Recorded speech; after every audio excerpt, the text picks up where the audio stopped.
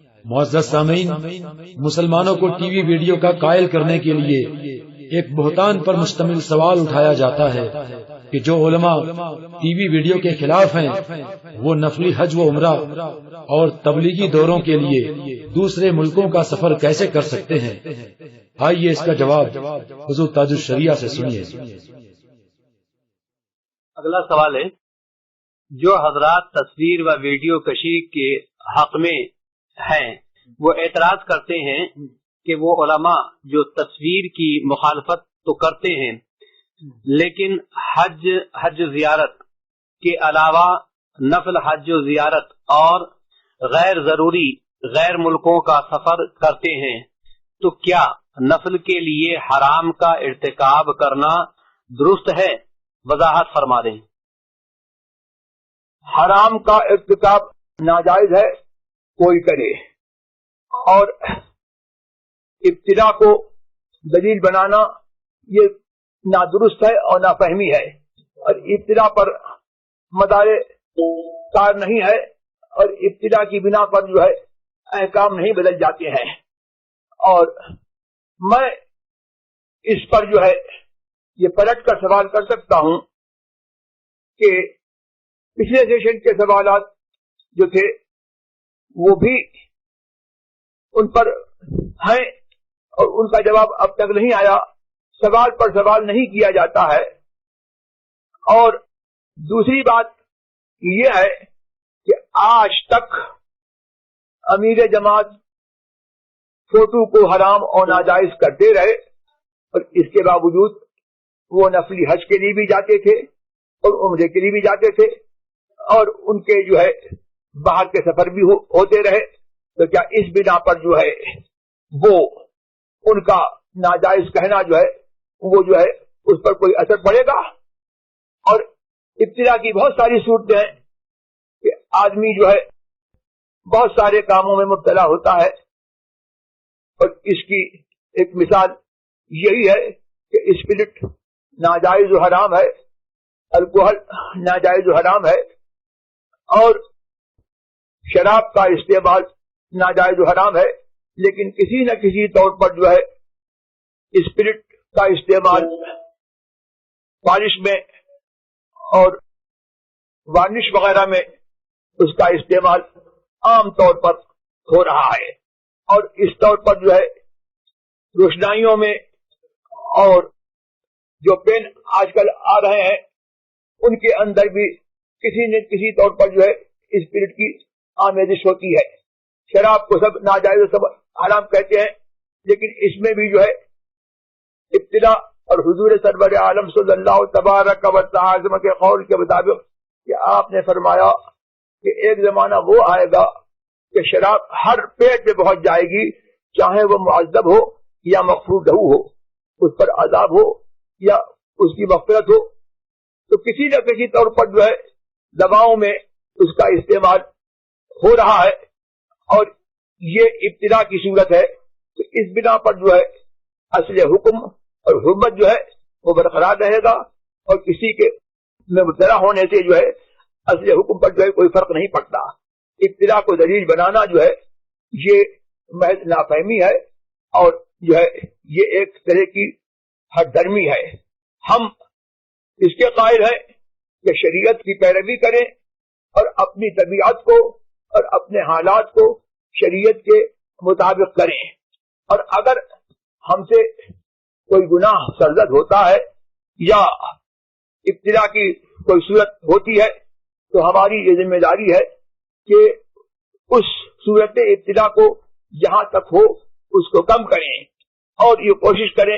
کہ اس ابتلا سے جو ہے وہ بچیں۔ یہ ہمارا وتیرہ نہیں ہے کہ ہم اس کی وجہ کی بنا پر جو ہے اصل حکم بھی کو بدل ڈالیں۔ سامعین کرام، کچھ نادان لوگ اکابر علماء کے نفلی حج و عمرہ اور دیگر تبلیغی دوروں کے لیے دوسرے ملکوں کے سفر کے بارے میں سوال کرتے ہیں۔ اس کا جواب حضور محدث کبیر مدد اللہ العالی کی زبان سے بھی سنیے۔ معارضے کے طور پر یہ بھی کہا جاتا ہے کہ جو علماء ٹی وی اور مووی کو ناجائز قرار دیتے ہیں وہ لوگ نفلی حج و عمرے کے لیے تشریف لے جاتے ہیں، اور اسی طرح کچھ لوگ کسی کے انتقال پر غیر ممالک کا سفر کرتے ہیں تو اس میں پاسپورٹ بنوانا یا ویزا لینا فوٹو کے بغیر ناممکن ہے، تو یہ اس کام کے لیے انہوں نے فوٹو لیا، تو اب یہ اگر حرام سمجھ کر انہوں نے کیا تو اپنی زبان سے خود وہ فاسق ہو گئے اور وہ پیری مریدی کے قابل نہ رہے۔ اور جو لوگ نفلی حج یا عمرے کے لیے گئے یا مسجد نبوی شریف میں گئے تو نہ ان کے اوپر یہ حج فرض تھا، نہ عمرہ فرض تھا، اور نہ مسجد نبوی شریف میں جانا فرض تھا، اور نہ مسجد حرام میں داخل ہونا فرض تھا۔ ان جگہوں پر تیری لگی رہتی ہے اور یہ لوگ اس میں باقاعدہ بیٹھے رہتے ہیں، کم سے کم 5 مرتبہ وہاں پر جا کر کے رہتے ہیں، اور یہ سب کو معلوم ہے کہ ان کی ٹی وی بن رہی ہے، لوگ دیکھ بھی رہے ہیں۔ اللہ عالم بالصواب۔ یہ میں تو نہیں سمجھ پاتا کہ اس میں سوائے ایک مومن کے بارے میں بدظنی کا اظہار کرنے کے اور کوئی دوسرا معاملہ رہا۔ بہت سے لوگ نہیں بلکہ 99% یا 95% ایسے لوگ ہیں جو مسجد نبوی شریف میں داخل ہوتے ہیں یا مسجد حرام میں، اور ان کو یہ پتہ بھی نہیں ہے کہ یہاں پر مووی لگے اور یہاں پر کیمرے لگے، اور سب لوگ دیکھ رہے ہیں کہ ان کی مووی بن رہی ہے۔ یہ سب لوگوں پر کتنا بھونڈا اعتراض ہوا۔ مجھے خود بھی اس سلسلے میں پتہ نہیں تھا کہ وہاں پر کیمرے لگے ہوئے ہیں، بعد میں مجھے کچھ لوگوں نے بتایا کہ یہاں پر کیمرے لگے، اس لیے میں وہاں پر بہت وقت جب یہ میں خیال آتا کہ یہ یہاں پر کیمرے لگے ہیں تو فوراً میں اپنے چہرے پر کوئی رومال وغیرہ اس طرح ڈالنے کی کوشش کرتا، اور بسا اوقات ایسا ہوتا ہے کہ خیال ہی نہیں ہوا کہ وہاں پر کچھ ہو رہا ہے، کیونکہ جو چیز عیاناً ہوتی ہے وہ چیز تو لوگوں کے جیسے ہی نظر پڑی فوراً آدمی کا تصور ادھر گیا، لیکن جو چیز خفیہ طور پر ہوتی ہے اس کی طرف علم کے باوجود بھی آدمی کے خیال سے وہ چیز اوجھل ہو جاتی ہے اور اس کا تصور نہیں، بلکہ ایک تصور کے ساتھ چلا جا رہا ہے مسجد سرکار کی بارگاہ میں جا رہا ہے بارگاہ، اب اسی ایک تصور میں وہ آگے بڑھتا جا رہا، تو اس کے اوپر یہ اس طریقے کا الزام رکھنا کہ جس کے تصور میں یہ ہے ہی نہیں، اس پر یہ الزام رکھنا بدگمانی کے علاوہ کیا ہے۔ ایسی صورت میں یہ چاہیے کہ ایسا اعتراض کرنے والے وہاں پر کھڑے رہیں کہ آپ مووی جائز رکھتے ہیں یا ناجائز، اگر ناجائز رکھتے ہیں تو ہرگز مت جائیے، اور جائز تو جا سکتے ہیں، جا سکتے۔ چلیے، جو آدمی دعوت اسلامی سے منسلک ہے وہ چلے، اور جو منسلک نہیں ہے وہ باہر جائے، اس کو اندر جانے کی سے وہ فاسق ہو جائے گا۔ عجیب و غریب بات ہے کہ آپ ایک ناجائز کو حلال سمجھ کر رہے ہیں تو بڑے اونچے درجے والے، اور ایک آدمی ناجائز کو ناجائز سمجھ کے کرے، قصدن اگر کرے، تو کیا دونوں کا درجہ ایک ہی ہوتا ہے؟ ناجائز کو جائز سمجھنے والا جرأت مند مانا جاتا ہے کہ دین پر اپنی جرأت بڑھا رہا، اور ناجائز کو ناجائز سمجھتے ہوئے اپنے نفس کے اتباع میں کیا تو یہ بھی ایک جرأت ہے، مگر اس کے مقابلے میں بہت خفیف۔ تو ایک تو یہ صورت ہے۔ دوسرے یہ میں کہتا ہوں کہ جو لوگ فوٹو سے ویزا لینے پر مجبور ہیں یا پاسپورٹ بنوانے پر مجبور ہیں تو ان کا یہ پاسپورٹ اور ویزا دین کی اس تبلیغ کے لیے ہے کہ ان کے جانے سے اور ان علماء کو دیکھنے سے دین کی اتنی تبلیغ ہو جاتی ہے کہ ہم اپنی آواز پہنچا کر کے اتنا نہیں کر سکتے. ہاں، اگر تصویر بھی پہنچائی جائے اور آدمی خود پہنچ جائے تو دونوں میں کتنا فرق ہوتا ہے. خود یہ لوگ جو کہ مولانا الیاس قادری کے شیدائی ہیں یا ٹی وی کے ماننے والے تمام مولاناؤں کے شیدائی ہیں، ان مولاناؤں کی کا فوٹو اگر آ جائے تو دیکھنے کے لیے لوگ نہیں دوڑیں گے اتنا، اور اگر خود وہ مولانا آ جائیں تو ان کے لیے لپک لپک کے ایک دوسرے پر چڑھ کر کے روند روند کر کے جائیں گے دیکھنے. تو دونوں میں فرق ہوتا ہے. تو اگر ایک بزرگ عالم کسی شہر میں دین کی تبلیغ جو دوسرے لوگ نہیں کر سکتے اس کام کے لیے جاتا ہے تو کیا اس کا حکم ہے؟ اس کے بغیر دین کا کام نہیں ہو پاتا تھا. اس کو مسلسل اپنا فوٹو نہیں بنوانا پڑا مووی میں جیسے بنتا ہے، بلکہ اس کا ایک فوٹو ویزے میں لگا ہوگا، بس وہ ایک مرتبہ کا ہے، مگر یہ کہ تسلسل کے ساتھ ہر آن اس کی تصویر چلتی پھرتی نہیں. تو یہ دونوں فرق. تو اس کی ایک مجبوری ہے. اعلیٰ حضرت نے بھی جس مجبوری کا ذکر کیا ہے آپ نے خود اپنے فتوے میں اس کا تذکرہ فرمایا کہ اگر آدمی کے لیے وہاں مجبوری ہو، سخت مجبوری، تو وہ جائے، اور اگر وہ نہ ہو جیسے یہ لکھا گیا کہ اعلیٰ حضرت نے یہ فرمایا کہ دوسرا مقصد مباح مثلا کوئی جائز سفر مگر قانوناً تصویر دینی ہوگی تو اگر وہ مقصد ضرورت و حاجت صحیحہ موجب حرام و ضرر و مشقت شدیدہ تک نہ پہنچا جب بھی ناجائز کہ منفعت کے لیے ناجائز جائز نہیں ہو سکتا. اور اگر یہ حالت ہے یعنی وہاں پر ضرورت متحقق ہے یا حاجت صحیحہ جو موجب ضرر و موجب مشقت ہو، مشقت شدید والی ہو، تو یہ اگر موجود ہے تو اب اس کی وجہ سے وہ جائز ہو جائے گا. تو اب یہاں پر ایک مثال میں دوں کہ ہم علماء کرام کا رابطہ حرمین طیبین کے عوام سے اتنا پرکشش انداز میں نہیں ہو پاتا جو علامہ اظہری کے پہنچنے سے ہو جاتا ہے کہ ان کو دیکھ کر خود اہل عرب لپک کر آتے ہیں، ان سے گفتگو کرتے ہیں، ان کے ساتھ بیٹھتے ہیں، اور پھر اس کے بعد دین کی باتیں ان سے گھروں کی مجلسوں میں بھی سنتے ہیں اور دوسرے طریقے پر بھی سنتے ہیں، اور وہ کام کرتے ہیں جو کام یہ لوگ نہیں کر پاتے جو کہ دعوت اسلامی سے منسلک ہیں.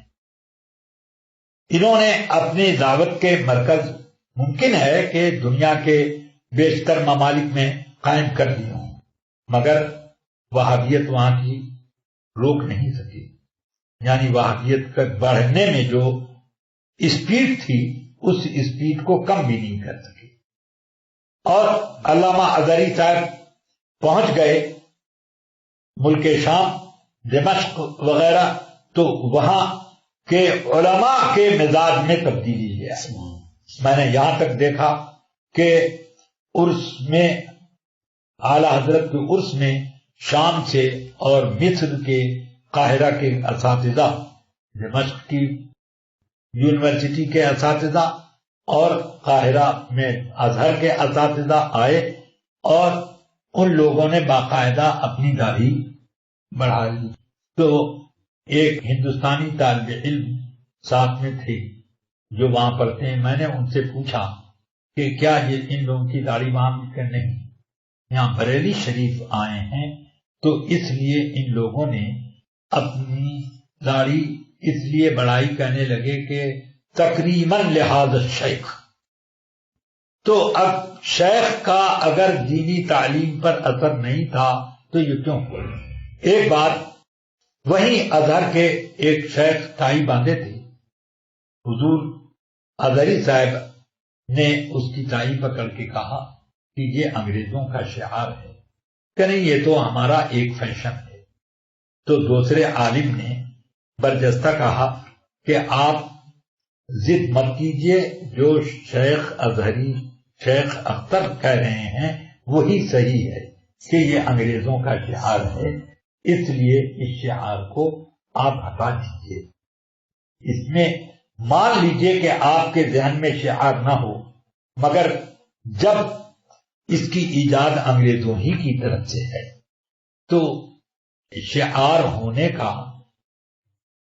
کھانسی کا پھندا کی علامت بننے کا یہ ایک نشان تو پایا گیا، اگرچہ حقیقت میں نہ ہو، فیشن ہی ہو، مگر یہ ایک صورت تو پائی گئی. تو وہاں کے عالم نے حضرت علامہ ازہری صاحب کی بات ان کو سمجھائی اور فوراً انہوں نے اپنی ٹائی کھولی. جب تک ازہری صاحب نہیں تھے تو کوئی ان کو سمجھانے والا بھی نہیں مل رہا تھا. ازہری صاحب پہنچ گئے تو اب ازہری صاحب کی بولی ان کے ذہن میں اتارنے والے کیسے موجود ہو گئے؟ تو یہ دین کی تعلیم ان کے ذریعے سے ہو رہی ہے. اب یہ کہ اب پیری مریدی کیسے جائز ہوئی، یہ بات کہنا ان کے حق میں زیب دے گا جو کسی وہابی کو سنی نہیں بنا سکے اور کسی کو نیک کام کی تبلیغ کرنے میں مخلص نہیں بنا سکے، بلکہ ان پر جب کوئی اعتراض ہوتا ہے تو لڑنے بھڑنے اور غنڈہ گردی پر اتر آتے ہیں. تو میں نہیں سمجھ پاتا کہ وہ اپنی تبلیغ اور دعوت کے ذریعے سے کسی آدمی کو بااخلاق بنا سکے ہوں اور اس کے اندر اخلاص پیدا کر سکیں. تو پھر یہ دوسرے علماء کے اوپر اعتراض کرتے ہوئے ڈرتے کیوں نہیں؟ اور البتہ یہ بدگمانیوں کا ایک تسلسل اپنے ذہن میں رکھے ہوئے ہیں. کتنی چیزیں ایسی ہیں کہ جس کی طرف دھیان بھی نہیں جاتا کہ یہ ایسا ہے ویسا ہے. مجھے ایک لمبے عرصے تک یہ پتا نہیں تھا کہ ایئرپورٹ پر کیمرے لگے رہتے ہیں. ابھی گزشتہ سال مجھ سے کسی نے کہا، تب مجھے اس کا ہوش آیا. میں نے کہا کہ ہاں، گورنمنٹ تو بہت سی جگہوں پر کیمرے لگاتی ہے تحفظ کے لیے، ہو سکتا ہے اس نے لگایا، مگر اب سوال یہ پیدا ہوتا ہے کہ یہ تصویر کشی کی نیت سے اگر ہم گئے ہیں تو ہم ضرور گناہ گار ہیں. لیکن اگر ہم بچنے کی پوری کوشش کر رہے ہیں اور پھر بھی اس پہ کیمرے کی زد میں آ گئے اور ہم لا علمی سے، تو پھر اس طریقے میں ہمارے اوپر کیا اعتراض پڑ سکتا ہے؟ یہ تو بالقصد جو کیا جا رہا ہے اس کو جائز کرنے کے لیے بے قصد والوں کے عمل کو معارض میں پیش کرنا ہے. دونوں میں بڑا فرق ہے. ایک تو قصدن آدمی کرے اور ایک یہ کہ آدمی کو وہم و گمان بھی نہیں ہے کہ یہاں پر یہ ہوتا ہے. اب اس کے اوپر گناہ کا کیسے الزام رکھا جائے؟ اس بنا پر یہ لوگ ابھی سمجھ نہیں پائے کہ آدمی جو ویزا نکلواتا ہے تو کیا دنیا کمانے کے لیے جا رہا ہے؟ اگر دنیا کمانے بھی جا رہا ہے تو اپنی تجارت کی رقوم اگر باقی ہو اور وہ خطرہ ہو گیا ہو یا گمان غالب ہو کہ بغیر میرے جائے وہ نہیں حاصل ہو سکتی، تو اس کے لیے پاسپورٹ نکلوانے کی اعلی حضرت نے اجازت دی. جب دی تو اب ایسے پاسپورٹ بنوایا کر کے کہ کوئی دین کے کام کے لیے کہ اس کے گئے بغیر وہ دین کا کام انجام نہیں پا سکتا، کیسے ہوگا؟ پھر پیری اور مریدی کا بھی کہ الگ الگ معیار ہیں. کچھ پیر وہ ہیں کہ جب تک ان سے ایک شخص مرید نہیں ہوا تھا وہ آزادانہ تھا، لیکن ان سے مرید ہونے کے بعد ٹناٹن سنی ہو گیا اور اس کے اندر پختگی آ گئی. یہ چیز کیا پائی جاتی ہے اور دوسرے پیروں میں جب نہیں پائی جاتی تو پھر اس طرح کی بات کرنے کی کیا ہم کو ضرورت ہے؟ وہ لاکھوں کی تعداد میں لوگوں کو مرید بنا چکے ہوں یا کسی دوسرے کے مرید کو اپنا طالب بنا چکے ہوں، مگر ان لوگوں نے کیا ان کے دل کے اندر وہابیوں سے لڑنے کا وہ ذوق پیدا کیا جو ٹی وی پر اعتراض کرنے والوں سے لڑنے کا ان کا شوق ہے؟ وہابیوں پر تو حملے کے لیے ایک مرتبہ بھی نہیں آئے، مگر جو ٹی وی پر اعتراض کر دے تو اس سے وہ لڑنے کے لیے آ جاتے ہیں۔ تو اس کا مطلب یہ ہے کہ ان کی نظر میں دین و ایمان اور رسول پاک صلی اللہ علیہ وسلم کی تعظیم و تکریم کی وہ اہمیت نہیں ہے کہ جس سے وہ وہابیوں سے لڑ سکیں۔ البتہ مولانا الیاس صاحب کے ٹی وی پر آنے کا، دفاع کرنے کا وہ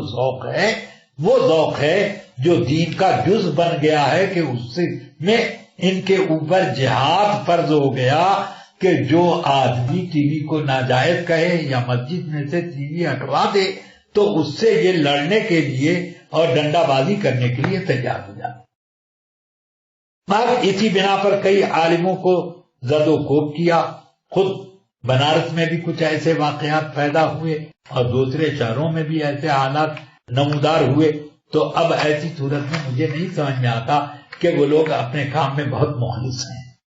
اللہ تعالی مجھے بھی ہدایت پر قائم رکھے اور انہیں بھی ہدایت۔ حضرات، آپ کو یہ بات سمجھ میں آ گئی ہوگی کہ ہمارے اکابر علماء جو ٹی وی اور مووی کو حرام کہتے ہیں، وہ دوسرے ملکوں کا سفر کرتے ہیں تو صرف حج و عمرہ یا کسی کے تیجے 40ویں میں شرکت کے مقصد سے سفر نہیں کرتے، اور ایسا سوچنا سخت غلط اور بدگمانی کی بات ہے، بلکہ حج و عمرے کے ساتھ ساتھ ان کے سفر کے وہ مقصد بھی ہوتے ہیں جس کے لیے انہیں خود اعلی حضرت کے اس فتوے کی روح سے اجازت مل جاتی ہے جو فتویٰ مفتی نظام الدین نے ٹی وی کے جواز میں نقل کیا ہے۔